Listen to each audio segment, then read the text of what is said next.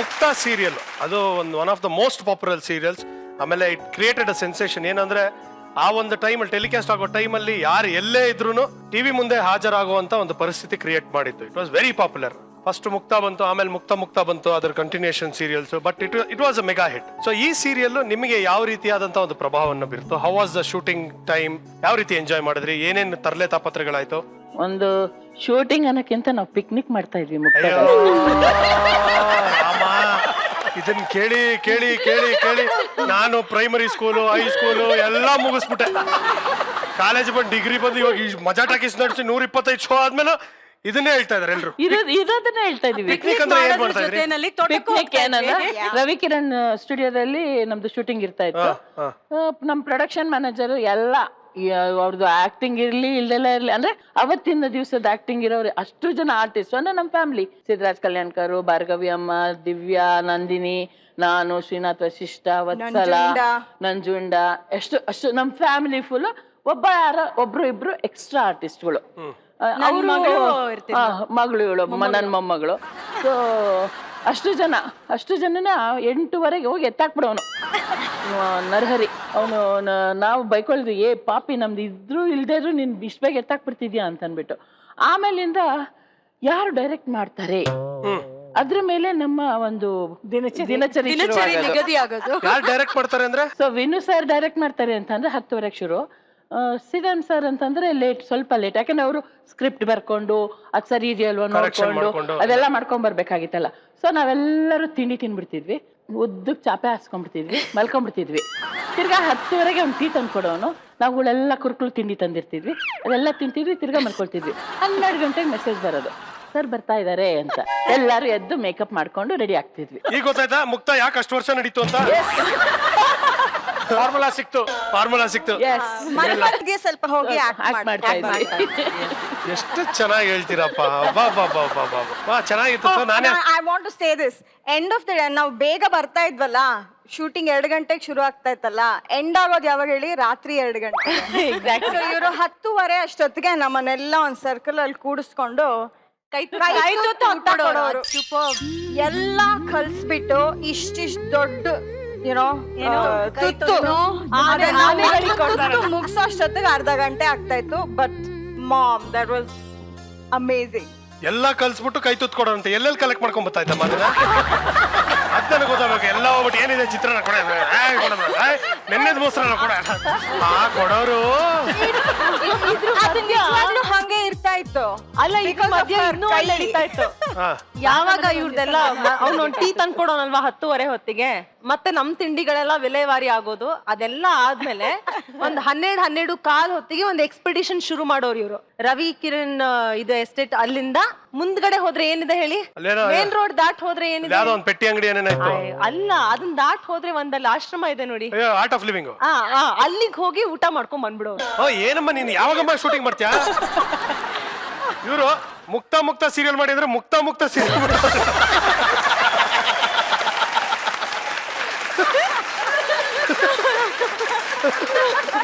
ಬರೀ ಮುಕ್ಕೋದೇ ಆಗುತ್ತೆ. ಓಕೆ, ಇವಾಗ ಸಪೋಸ್ ಇರ್ಲಿ ನಾವು ಮುಕ್ತ ಸೀರಿಯಲ್ ನ ಮತ್ತೆ ಮಾಡ್ತೀವಿ ಅಂದ್ರೆ ನೀವು ಯಾವ ಕ್ಯಾರೆಕ್ಟರ್ ಮಾಡೋದಕ್ಕೆ ಇಷ್ಟಪಡ್ತೀರಾ? ನಾನ್ ಏನ್ ಕ್ಯಾರೆಕ್ಟರ್ ಮಾಡಿದ್ನೋ ಅದೇ ಕ್ಯಾರೆಕ್ಟರ್ ಎಕ್ಸ್ಪೆಕ್ಟ್ ಮಾಡಿದ್ದೆ. ಯಾರಾದ್ರೂ ಒಬ್ರು ಹೇಳ್ತಾರೆ ಅಂತ ಫಸ್ಟ್ ನಿಮ್ಮಿಂದಾನೇ ಬಂತು. ಓಕೆ ಸುಂದ್ರಮ್ಮ? ನಾನು ಅಷ್ಟೇ, ನನ್ನ ಪಾತ್ರ ನಿಜವಾಗ್ಲೂ ಚೆನ್ನಾಗಿತ್ತದು. ಓಕೆ, ತಾವು?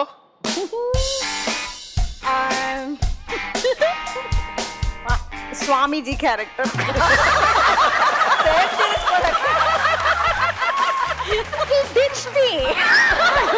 ಸ್ವಾಮೀಜಿ ಕ್ಯಾರೆಕ್ಟರ್ ಚೆನ್ನಾಗಿದೆ. ತಾವು? ನನ್ ಪಾತ್ರನೇ ಶರಾವತಿಯಾಗೆ ಇರಕ್ ಇಷ್ಟಪಡ್ತೀನಿ. ತಾವು? ನಿಮ್ ಮನೆ ವರಲಕ್ಷ್ಮಿಯಲ್ಲಿ ಕಾಣಿಸ್ತಲ್ಲ, ವರಲಕ್ಷ್ಮಿ ಕ್ಯಾರೆಕ್ಟರ್ ಮಾಡ್ತೀರಾ ನೀವು? ಶೀಲಾ ಪ್ರಸಾದ್ ಆಗ್ಬೇಕಂತ ಅನ್ಕೊಳ್ತಾ. Sheela Prasad. Okay.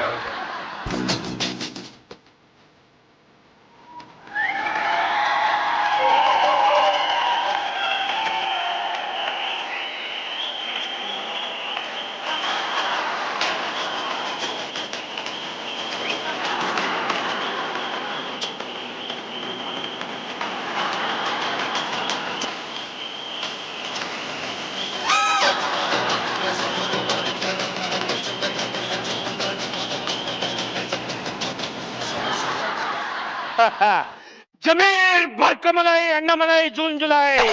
June July ಏನು ಓದ್ ಜನ್ಮದಲ್ಲಿ ನಮ್ಮನೆ ಜೂಲ್ನೈ ಆಗಿದ್ದೇನಾ? ಯಾಕೆ? ಯಾವಾಗ ನೋಡಿದ್ರು ನಮ್ಮನೆ ಅಕ್ಕಪಕ್ಕದಲ್ಲೇ ಸುತ್ತಾಡ್ತಿರ್ತಿಯಲ್ಲ, ಅದಕ್ಕೆ ಕೇಳಿದೆ. ಸಮುದ್ರ ಇದ್ ಕಡೆ ನೀರ್ ಬರುತ್ತೆ, ಸಮಸ್ಯೆ ಇದ್ ಕಡೆ ಈ ಬರ್ಕಮಲೈ ಬರ್ತಾನೆ. ಅಂದ್ರೆ ಈಗ ಇಲ್ಲಿ ಸಮಸ್ಯೆ ಬಂದಿದ್ಯಾ? ಹೌದು, ನಿಮ್ಮನೇಲಿ ಒಂದು ದೊಡ್ಡ ಸಮಸ್ಯೆ ಇದೆ. ಅಯ್ಯ ಗುಗ್ಗು, ನಮ್ಮ ಮನೆಯಲ್ಲಿ ಒಂದ್ ಸಮಸ್ಯೆ ಅಂತೆ 6-7 ಸಮಸ್ಯೆ ಇದೆ. 6-7 ಸಮಸ್ಯೆ? ಹಾ, ಯಾವ್ದು ಅದು? ನಮ್ಮ ರಾಣಿ, ವರಲಕ್ಷ್ಮಿ, ಮುದ್ದೇಶ, ಭಟ್ರು, ದಯಣ್ಣ, ಕಡ್ಲೆಪುರಿ ಇವರೆಲ್ಲ ನನ್ನ ಸಮಸ್ಯೆಗಳ ಕಣ. ನಾನು ಆ ಸಮಸ್ಯೆ ಬಗ್ಗೆ ಮಾತಾಡ್ತಾ ಇಲ್ಲ. ಇನ್ಯಾವ ಸಮಸ್ಯೆ? ನಿಮ್ ಮನೇಲಿ ಸದ್ಯದಲ್ಲಿ ಒಂದು ಹೆಣ ಬೀಳುತ್ತೆ. ಕರೆಕ್ಟ್ ಆಗಿ ಹೇಳಿದೆ.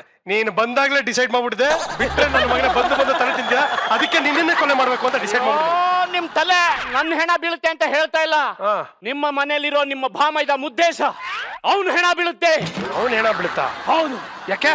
ನಾನು ಹಿಮಾಲಯದ ತುತ್ತ ತುದಿಯಲ್ಲಿ ಆಲದ ಮರದ ಕೆಳಗಡೆ ಕೂತ್ಕೊಂಡು ಧ್ಯಾನ ಮಾಡ್ಬೇಕಾದ್ರೆ ಹಾ. ನಿಮ್ಮ ಭಾಮೈದ ಮುದ್ದೇಶನ ಹೆಣ ಬೀಳುತ್ತೆ ಅಂತ ನನ್ನ ಕಣ್ಣು ಮುಂದೆ ಬಂತು. ಹಾ. ಅದಕ್ಕೆ ಹೇಳೋಣ ಅಂತ ಬಂದೆ. ಅವನ ಪಾಪದ ಕೂಡ ತುಂಬಿದೆ. ಆ ಕೊಡಕ್ಕೆ ತೂತ್ ಮಾಡ್ಬಿಟ್ಟು ಖಾಲಿ ಮಾಡಕ್ಕಾಗಲ್ವಾ? ಮಾಡ್ಬೋ. ಹಾ. ಆ ಕೊಡನ ತೂತ್ ಮಾಡಿದ್ರೆ ಆ ಪಾಪ ಎಲ್ಲ ನಿಮ್ ಕೊಡಕ್ ಬಂದ್ ಬೀಳುತ್ತೆ. ಓಕೆನಾ? ಬೇಡ ಬೇಡ ಬೇಡ, ಕ್ಯಾನ್ಸಲ್. ಅವಂದೇ ತುಂಬಿಕೊಂಡಿರ್ಲಿ. ನೋಡಿ, ಯಾವ ಕ್ಷಣದಲ್ಲಿ ಬೇಕಾದ್ರೂ ಯಮ ಬಂದು ಅವನ ಪ್ರಾಣ ತಗೊಂಡು ಹೋಗ್ಬೋದು. ಆ ವಿಷಯನೇ ಹೇಳೋಣ ಅಂತ ಬಂದೆ. ಬೇಗ ಕರ್ಸಿ. ಓಕೆ ಕರೆಸ್ತೀನಿ. ಮುದ್ದೇಶ, ನಿನ್ನ ಕೇಳ್ಕೊಂಡು ಮನೆ ಕೆಲ್ಸದ ಮುನಿಯಮ್ಮನ ಮಗಳು ಬಂದವಳು ನೋಡು. ಹೌದಾ? ನಾ ಅಲ್ಲಿಗೆ ಬಂದು ಭೇಟಿ ಮಾಡ್ತೀನಿ ಅಂತ ಹೇಳಿದ್ನಲ್ಲ, ಇಲ್ಲಿಗೆ ಬರ್ಕೊಂಡವಳು. ಯಾಕೆ ಸರ್ ಸುಳ್ಳು ಹೇಳಿದ್ರಿ?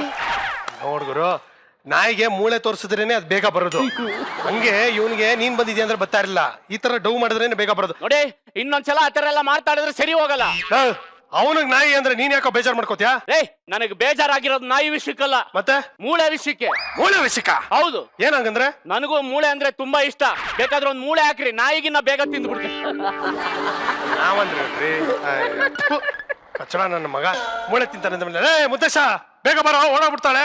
ಅಲ್ಲ, ನಾನು ಹೇಳಿದ್ದಲ್ಲ, ಅಲ್ಲೇ ಬಂದು ಭೇಟಿ ಆಗ್ತೀನಿ. ಚಟ್ಟ ಕಟ್ಟೋರ್ಗೆ ಅಡ್ವಾನ್ಸ್ ಕೊಟ್ಟಕ್ ಹೋಗಿದ್ದಾಳೆ. ಚಟ್ಟ ಕಟ್ಟಕ್ ಹೋದ್ಲ? ಯಾರು ನೆಗದ್ ಬೀಳ್ತಾರೆ ಅಂತ ಚಟ್ಟ ಕಟ್ಸಕ್ ನೀನೇ ಕಣ. ನಾನಾ? ನನ್ನ ಪಟ್ಟು ಕೆರಸಿ ನಿಂತ ಹೇಳಿದ್ರೆ ಚಟ್ಟಿ ಕೆರಸಿ ನಿಂತೆ ನೀನು. ನೋಡ, ಬರ್ಕಮಲಯ್ಯಿ ತುದಿಲ್ ಕೂತ್ಕೊಂಡು ಧ್ಯಾನ ಮಾಡ್ತಿರ್ಬೇಕಾದ್ರೆ ಕಣ್ಣು ಮುಂದೆ ನಿನ್ ಸಾವು ಬಂತಂತಪ್ಪ. ನಿನ್ನ ಪಾಪದ ಕೂಡ ತುಂಬೋಗಿದ್ಯಂತೆ. ಎನಿ ಟೈಮ್ ನೀನು ಗೊಟಕಂತಿಯಂತೆ. ನಿಜವಾಗ್ಲೂ ಎದುರಿಸ್ತಾ ಇದೆಯಾ ನೀನ್? ಅವ್ರು ಹೇಳಿದ್ದನ್ನ ಹೇಳ್ತಾ ಇದ್ದೀನಪ್ಪ. ನಾನ್ ಸಾಯ್ತೀನ ಬಾವ. ನನ್ನ ಕೈಯಲ್ಲಿರೋ ನವಿಲ್ ಗರಿ ಮೇಲೆ ಆಣೆ, ನೀನ್ ಸಾಯ್ತ್ಯ. ನಾನ್ ಸಾಯ್ತೀನಂತೆ ಬಾವು. ಬಾವು ನಂಗೆ ಭಯ ಆಯ್ತು ಬಾವ. ಟೆನ್ಷನ್ ತಗೋಬೇಡ, ಹೆದರ್ಕೋಬೇಡ ಕಣ. ಆ ಯಮ ನಿನ್ನ ಪ್ರಾಣ ತಗೊಂಡು ಹೋಗಕ್ ಬಂದಾಗ ಸುಮ್ನೆ ಕೊಟ್ಬಿಡು.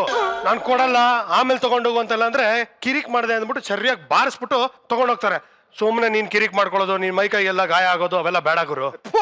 ಪ್ರಾಣನೇ ಹೋದ್ಮೇಲೆ ಮೈ ಗಾಯ ಆದ್ರೆ ಬಿಟ್ರೇನು ಏನನ್ನ ಮಾತಾಡಿ ನಿನ್ನಂತ ಹೇಳ್ತಾ ಇದೀನಲ್ಲ, ಏನು ಪ್ರಯತ್ನ ಇಲ್ಲ. ತಂಗ್ಯವ, ಓ ತಂಗ್ಯವ. ಏನಣ್ಣ ಅದು?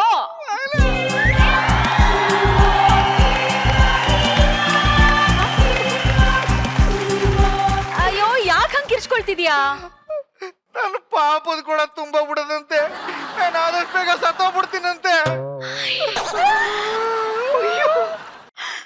ಎಷ್ಟು ಚೆನ್ನಾಗಿದೆ ಸೀರೆ ಕಲರು. ಅಯ್ಯೋ, ನನ್ನ ಫೇವ್ರೆಟ್ ಕಲರ್ ಸೀರೆ ಇದು.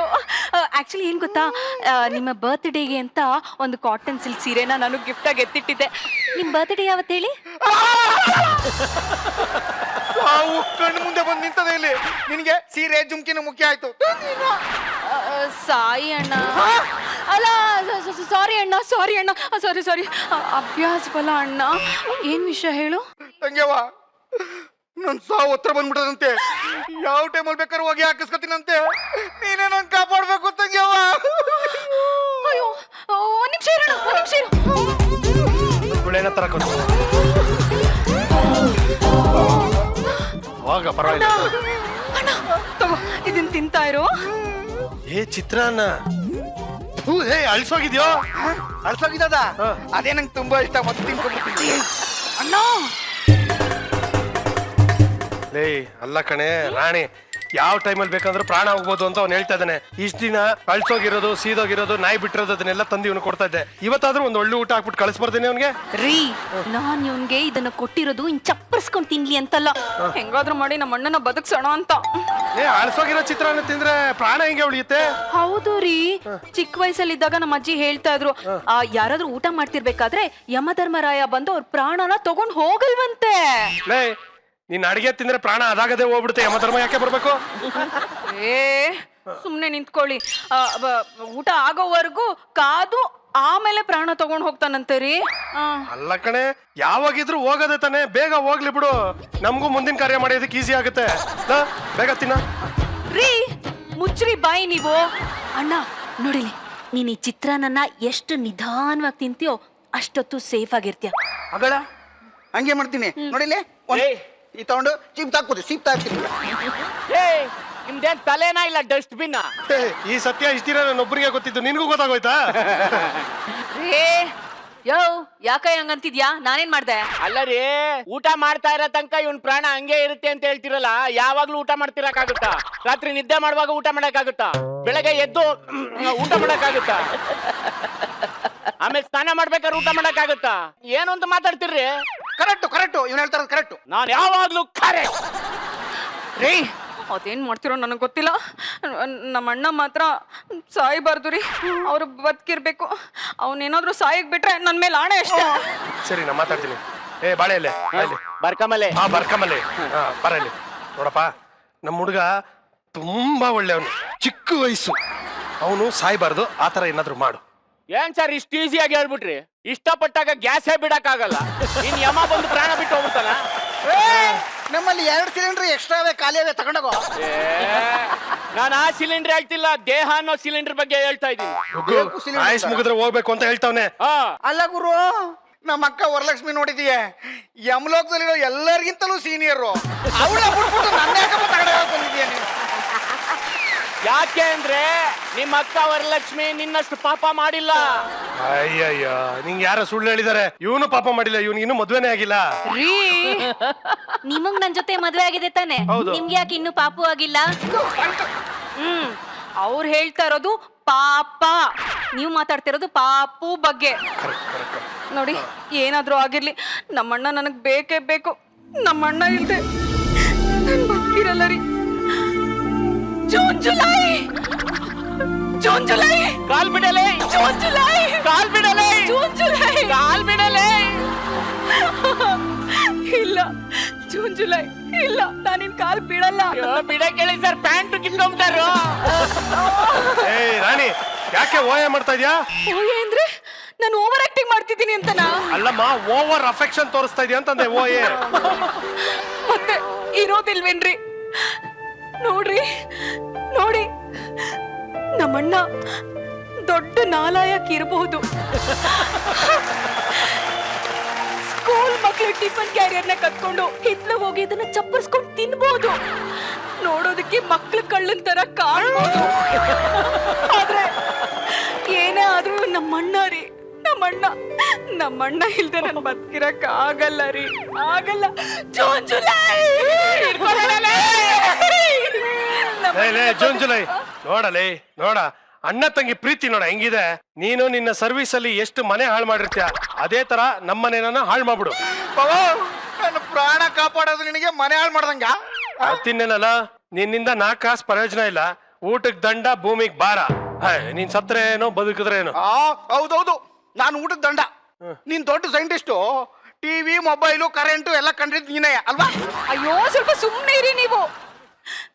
ನೋಡಿ, ನೀವು ಮಹಾನ್ ಪವಾಡ ಪುರುಷ ಅನ್ನೋದು ನಿಜ ತಾನೆ? ಹೌದು, ಆದ್ರೆ ಆಯಸ್ ಮುಗದ್ಮೇಲೆ ಯಾರನ್ನು ಕಾಪಾಡಕ್ಕಾಗಲ್ಲ. ಓದಾ ಇರ್ಬೇಕಷ್ಟೇ. ಅವೆಲ್ಲ ನಂಗೆ ಗೊತ್ತಿಲ್ಲ, ನಾನು ಪಿರಾಣ ಕಾಪಾಡ್ಲೇಬೇಕು. ಇಲ್ಲಾಂದ್ರೆ ನಿನ್ ಡವ್ ಪಾತ್ರೆ ಪವಿತ್ರ ಮೇಲೆ ಆಣೆ. ನಂಡು ಪಾತ್ರೆ ಪವಿತ್ರ ಅಂತ ನಿಂಗೆ ಗೊತ್ತಾಯ್ತು? ಅವತ್ತು ಟೆಂಟಲ್ಲಿ ಇಂಗ್ಲಿಷ್ ಸಿನಿಮಾ ನೋಡಕ್ ನೀವು ಬಂದಿದ್ರಲ್ಲ, ನಿಮ್ ಹಿಂದಿನ ಸೀಟಲ್ಲಿ ನಾನು ಮತ್ತೆ ಮನೆ ಕೆಲಸದ ಮುನಿಯಮ್ಮನ ಮಗಳು ಇಬ್ರು ಒಟ್ಟಿಗೆ ಕುಂತಿದ್ದು.